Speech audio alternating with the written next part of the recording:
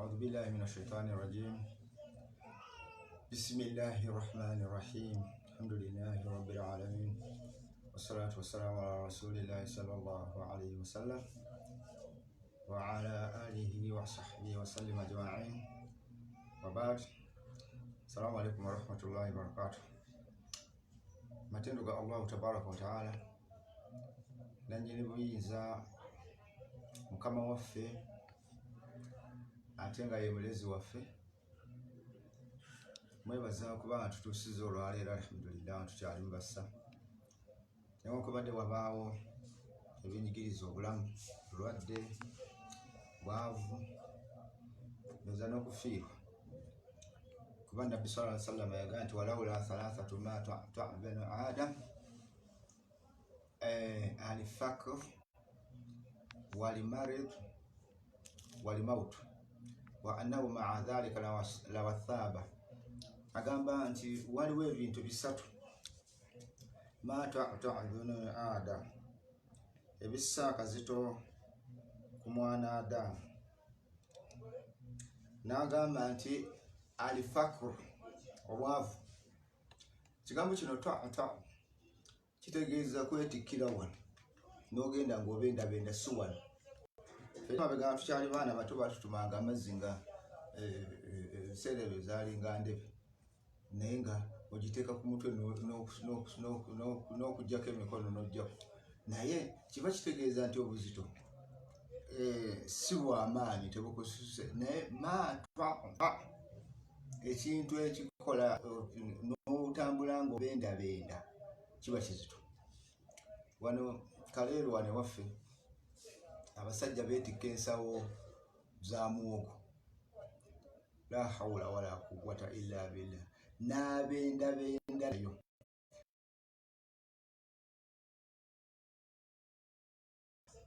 n'okufa oba n'okufiirwa. Naye agati wa annahu ma'a dhalika lawathaba, naye ate ogenda okusanga omwana Adamu bwavu bwe bumuluma lawathaba,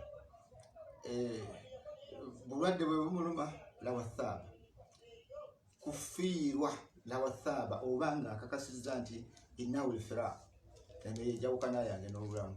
Lawathaba kigambo ekyo yakozesa kiva mu kigambo al-wathba, ekitegeeza okubuukamu.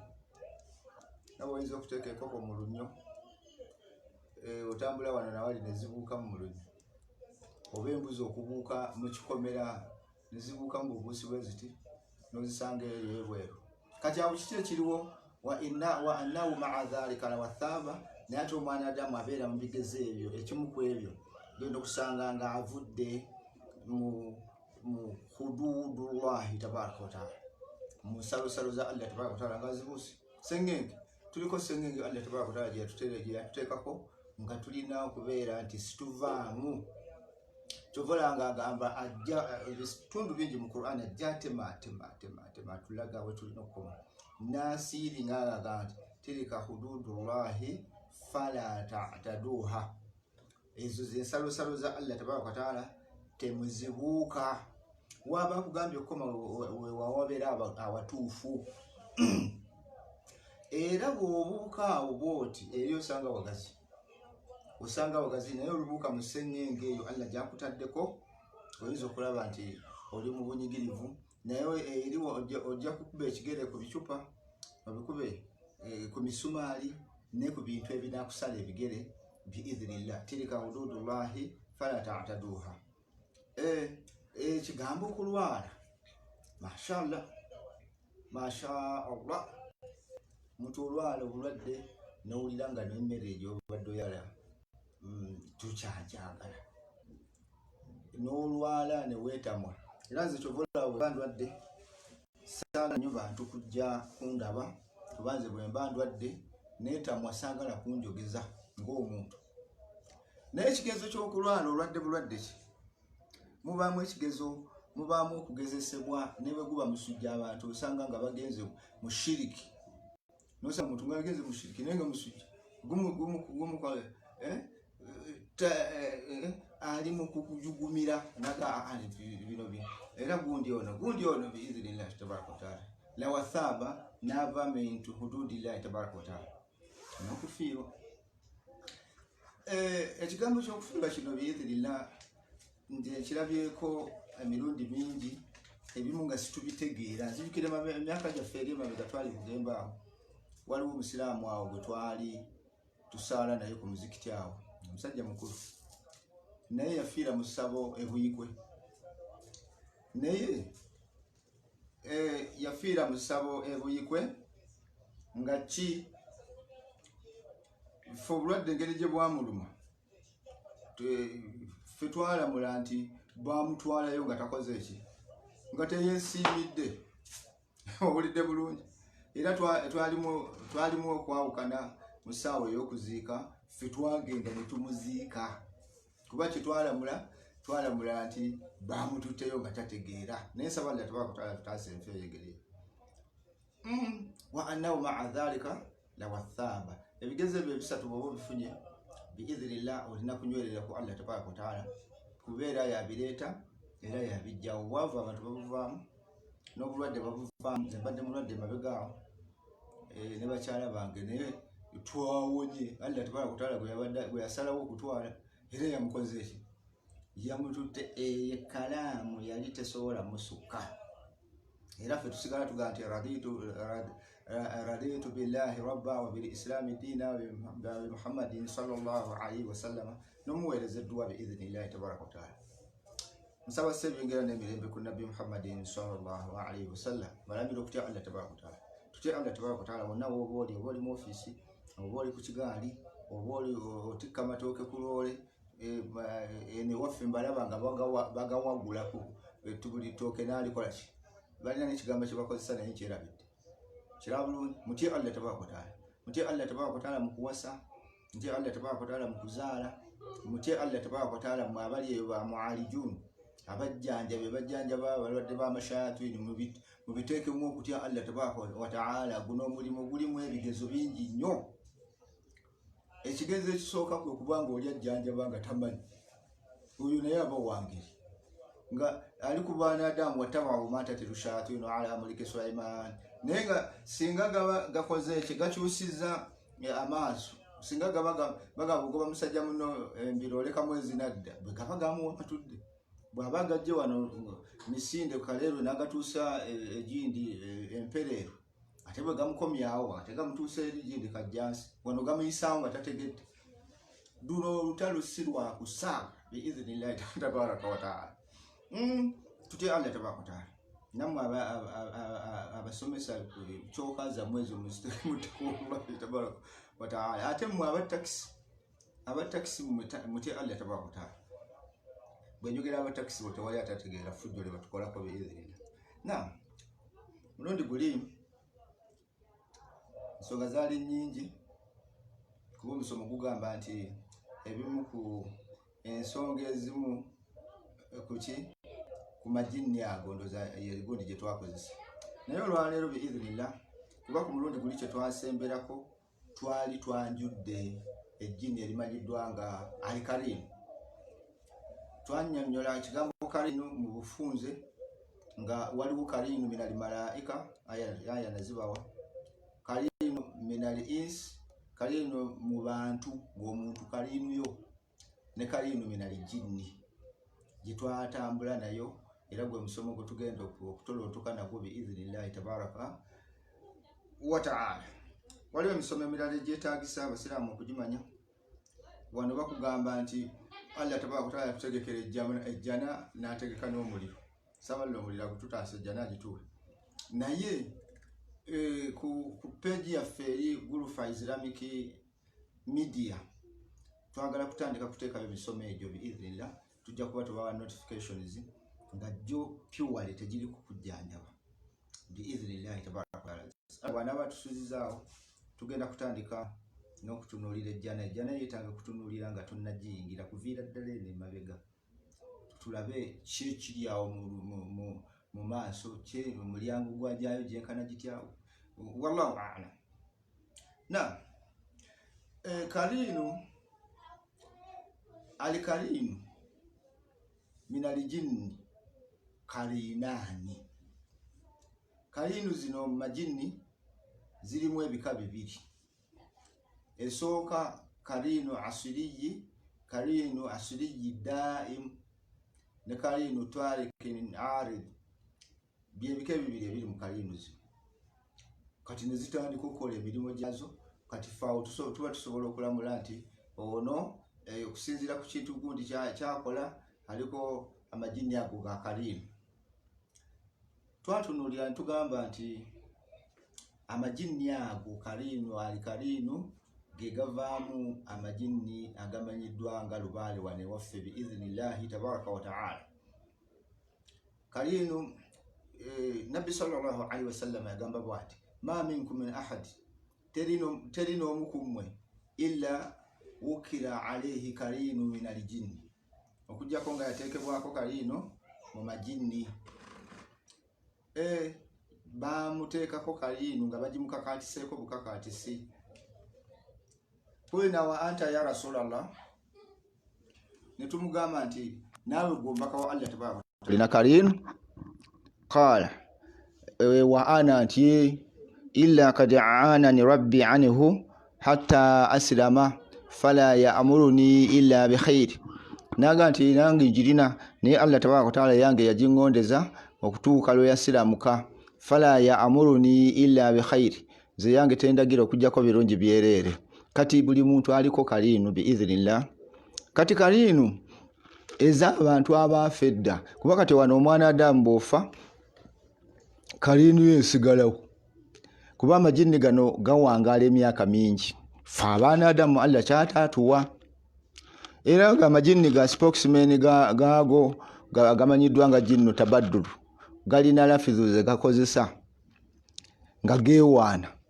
Neno n'otunuulira begewaana n'oseka n'ogamba kuba kati Allah tabaraka wa taala ku mulundi guno abantu fe bannannyini kisanja this time kati gekisanja kyago kyakola kyaggwako. Kati bano bannannyini kisanja be bagabirirwa olugabirirwa olusinga okuba oluki okusinga okuba olulungi. Kati Allah tabaraka wa taala fe yatuwa era naga nti walakad karramna bani Adam, twawa omwana Adamu ekitiibwa. Wahamalinahum fil barri wal bahr, ne tumukolera enteekateeka mu byentambula fil barri ku lukalu wal bahr ne mu nnyanja nduze ne mu bbanga situyitabye mu bbanga mu bwengula. Warazaqnahum min at-tayyibat, ne tumuwa ebyokulya nga bye bisinga okuba ebirungi. Wafaddalnahum ala kathiri mimman khalaqna tafdila, ne tumusitula amadaala okusinga ebitonde bye twatonda olusitula. Kati ekyokulabirako abali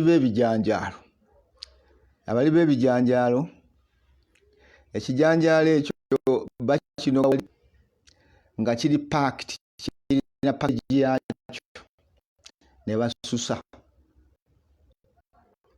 Olya bulungi bwe bamala okukisusa ne bafumba ne basiika.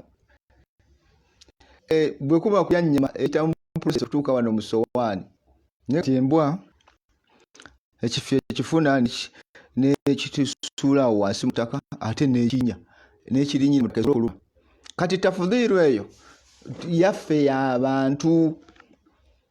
Kati gagamba bwe gati gaga nti inna abana kad akhadha lana thalatha, mazima kitaffe gali gategeeza Iblisu la'natullahi alayhi yatufunira ebintu bisatu nga biri exceptional, nga oba oli awo nga go galowooza nti tewali bitonde bibirina. Ekisooka annara wala nura, kwe kuba nti ffe tulaba naye nga situlabwa. Kyenkakasa mwenna bwenna abatulaba batuwuliriza tewali yali alabe ku jjini okujjako bidhuhuri wa tajassad nga lyekyusiriza mu bino ebifaananyi by'ebintu bye tumanyi. Kati ensonga emu gewaana nayo. Ensonga ey'okubiri nti wa anna giba tahta thara, nti tulina obusobozi okukka mu ttaka. Era jjini nga mwawadde mulizingiza bulungi ffe gye tutera okugenda tulina gye tugagwamu eyo nga tulinga bapangise gakka mu ttaka ne musigala lwayaba. Ekyo Allah yakigawa. Fe abantu ebyo byombi situbisobola. olidde bulungi wewe kweka bonna bakulaba olaba abantu batuuka n'okugamba nti gundi yoyo musezi n'ogamba omusezi atambula ssaawa 8 gw'atali musezi wamulaba otya era oba oli awo nga amawulire geetoolodde nti muki musezi bakulaba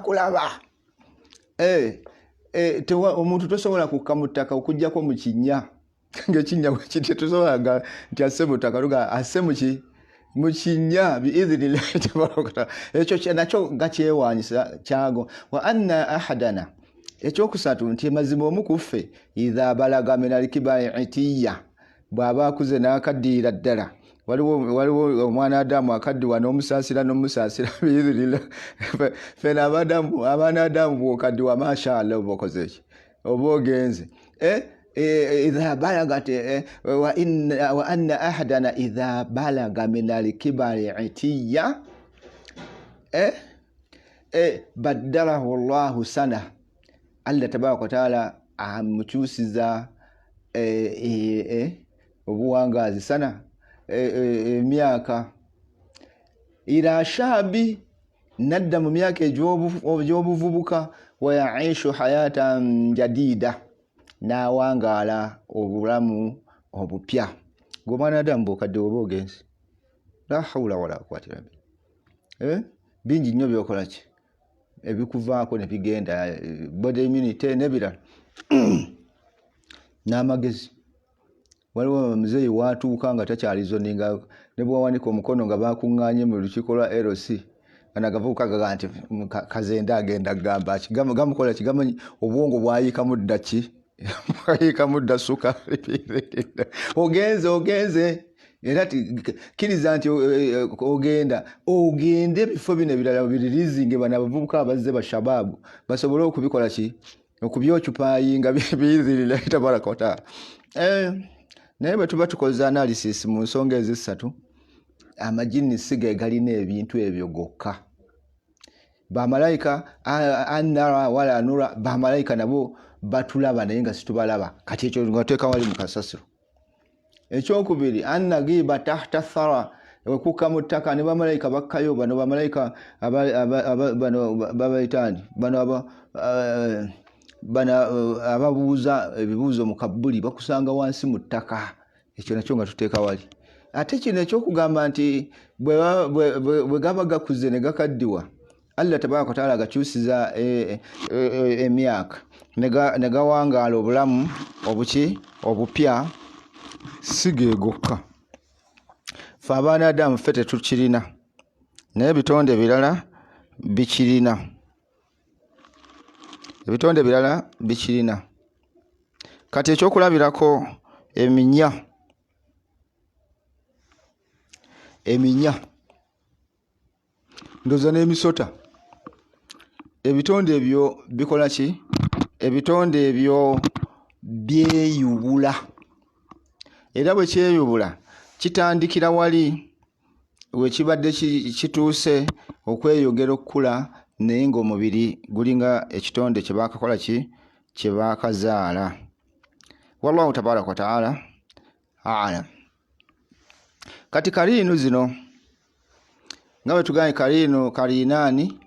kaliinu zirimu ebika bya bibiri kaliinu asuriyi daim kaliinu ey'obutonde ewangaala n'omuntu ogwo muteeko temuvaako yulazimuhu waalaga weegenda wasula weesula biki naye omuntu ono olufa ate kaliinu ye eba terina gwenaakola ki gwenaawangaala naye ng'efuuka kaliinu twaleke arid kaliinu entambuze n'okulumba erumba kati kaliinu yange gwe tosobola kulumba naye yo tesobola kulumba oli kuba ebeera eri mu kulaazama ono nannyiniyo ekirala nti amajini ago zikaliinu ezo zifaananira ddala n'ono gwe ziriko kuba bw'abeera nga kuba omwana Adamu olumuzaala nga baleeta kaliinu nga bagimuteekako bw'abeera muwala ebeera mpala bw'abeera mulenzi ebeera nnenzi kati ekulira ddala n'ekifaananyi ky'ono kati time comes ono waafiira kalino nesigala ng'etambula biidhnillah etambula era bye byowulira nti omuzimu gwa gundi gwakoze eki gwanumbye. Kakati ensonga nebeera naye amajini ojja n'osanga ku luli nabawo ekyokulabirako nti ffe nze nva mu Katongole naye amalidde ddala emyaka mingi nnyo ng'afudde. Kati kalinu ye bwebanga weeri ebejjeera ekola ki ebejja egoberera layinegi ey'oli mwe tuva omusaayi. Kiraba bulungi. Kati naye yazaala abaana 5 be basajja abavaamu ennyumba mwe tuva. Kati n'abo 5 ezo kalinu ziba ziweze 6 zitandise okukola ki zitandise okukola empire mpola kati ate bana 5 ne bazaala kati bana 5 bafa ezo 6 oba olyawo. Kati na bano bazadde nabo ne bafa ezo nazo kalinu zigenda zesetinga era tezerekerera zigenda zizimba obwakabaka bwazo nga zikalinu ez'abente biidhinillah tabaraka wa taala. Kuba kati nze ekika kyange ndi wanti ne seddira nti ekika kyange ndi wanti ndi wa kika kyange naye sijeddira. Era n'olwaliro ekyemisana bampadde ennyama n'embuza ya kintu yanti nebaga kati kiraba bulungi kitegeeza sijeddira. Nze neddira ebintu ebiri haramu mwenge kyekirala ndowooza oba n'embizibizi eyo njeddira naye ate siri wa kika kyayo naye nga njeddira. Muharrimaatu bye tweddira biidhinillah ffe nsubira ne sayidi eyo. Naam, kakati mulaba obwakabaka buzijja zibuzimba mpola mpola. Oli omukulu Katongole azizzaako bano balutafuka mutagubya kati tiimu awe egende ekola ki egende ekulaba biidhinillah kalinu zigenda zesetinga. Kati eno bwe ziweze jukira kati ziba n'amingi amajini kubeera n'emyaka emingi gekakoma okubeera nga gamanya ebintu bingi. Ekyokubiri galwanyisika. Ekyokusatu gasiiba ekkuli abatera okulwala eritalo nebabanyiwa ab'ettalo bibajini limakabiru ekulu gino egyabaseeka Katongole ndiyingira 10,000 ndikukwate koli wuli. Kati zino kalinu zijja ze bino bayita empewo z'ekika bwe bitandika. Kati generation ziba zisewo 5 nga zikwatamu ku baana bano era ab'omusaayi ogwo nga zimuluma. Ekiddirira banoonya obulwadde nga bubula nga bamutwala mu malwaliro gonna obulwadde bubula. Abanafu abajegajega bamusibiza mu ssabo nga bagamba nti Lubaale gwe zaalonda alina okusamira Lubaale w'ekika. Lubaale w'ekika. Jukira nti zino kalinu siffe twazituuma amannya ffe ab'ente. Naye kati engeri ziwangaala ne bajjajjaffe nazo ziba za nte ndowooza. Olidde bulungi. Kati awo wali chemistry wali philosophy avaamu kigambo empewo z'ekika. Subira kiba kitegereka bulungi. Kati nga gamuluma nga bamutwala nga bali abasawo baga alina okusamira awo awanva awo nsubira Allah bwali batuwadde obulamu ne tugira kaifa yasiru limaru sahiru engeri omuntu gyafuuka omulogo. Nsubira baabu eyo yerimu ekintu ekyo. Kati nga bagenda bamutendeka kye basooka okukola basooka n'agendayo mu training ekyalina okusooka okukola kwe kukola amazambi amanene agamujja mu buntu. Yinza okusanga avuddeyo nga yeegatta ne bannyina. Abamu abaagala amanene ennyo asobola n'okwegatta ne nnyina. Kati sheitani ne zikugiramu ddala kye bayita obuntu okusobola okukolagana naawe. Alhamdulillah. Kati eggwawo ng'ogamba nti ezo mpewo za kika ezikutuusa ku ddaala eryo. Mpewo za kika ndabaki bana abasiraamu ebintu tubiteekemu okufumiitiriza. Gwe tobiwulirangako ebyo tobiwulirangako gye biri biidhinillahi tabaraka wa taala paka lw'okolifayinga ekidirira kukola ssabo gano ga lubaale gano ag'ekika ne gatuula. Mpozi era ekintu ekirala kye sijja kubuusa maaso, lubaale ono oba kaliino ezo ze zibeera ziboosi, ze zibeera zinanyini bakiyita kiggwa ndowooza, nanyini bwakabaka obwo. Kati obwakabaka bwonna bwe bulina okubeera oba whatever, wateekeddwa okubaawo abasirikale. Kati ono engeri gy'abeera abakuuma abakulu babakuuma. Kati ono engeri gy'abeera nti ye babayita bakongozi oba mmandwa. Kati zimukozesa n'abeera nga zimulagira afune kye bayita ejjembe, oba lya nte oba lya mbogo oba lya nkula. Kati ejjembe eryo zimubuulira eddagala lyateekamu n'alitabuliramu mu jjembe basikamu kiri eky'omunda ne babaako bwe balisimba. Ejjembe eryo gamudirectinga ddagala ki lyalina okunoga.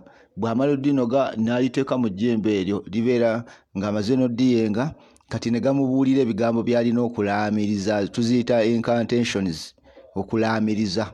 Kati buli jjini eriyita awo nga vubuka oba eno ebeera magineti ebeera mu jjembe lino balisika ne liyingira. Buno obujini obukaddekadde obwo tebabufaako kuba tebusobola kyapa mugu. Olidde bulungi, ogenda kukola jjengo ojjayo bamuzeeyi bano baseeka katongole emyaka gigenderedde obuntwala. Olidde bulungi. Kati gano ga shababu eriyitaawo magineti ng'erisika beliripootingako mu ddagala eryo baba baliwambye wano ge bayita amayembe. Era biizini laffe mu ggulufa twebaza Allah tabaaraka wa taala nti amayembe bwe baleeta ow'amayembe teeka wali. Twagala bano abaliko amajini gennyini biizini. Naye bino ebikolerere bimagezi g'Abaganda nga bino ebikoko bya wano byenda bakaleeru ebyo ekitasobola kutambula kuva na wali kyomba nkyagazaaki. Kati twagala majini gennyini, twagala nkoko zennyini zino zoteeka ku birubaalo zonna ne zibubukako ng'ate nsibe. Olidde bulungi. Era gano tukanga makange biizini simanyise jjembe gundi byetonyumya. Kakati mu bufunze bwe batyo lubaale bw'atandika biiznillahi tabaraka wa taala. Ekintu kye mmaliriza nakyo nti lubaale ow'eno sayidi, kati tugeze omusajja n'omukazi. Lubaale wa sayidi ey'omusajja atambula n'abaana balenzi, ate lubaale owa maama atambula n'abaana bawala biiznillahi tabaraka wa taala. Subirawo tunatandikira. Saba Allah tabaraka wa taala subira omusomo tugezezaako okugwanjula, tugenda kutambula nagwo tulabe engeri byebiki era tubipreventinga tutya. Wassalamu ala al-mursalin. Assalamu alaikum warahmatullah.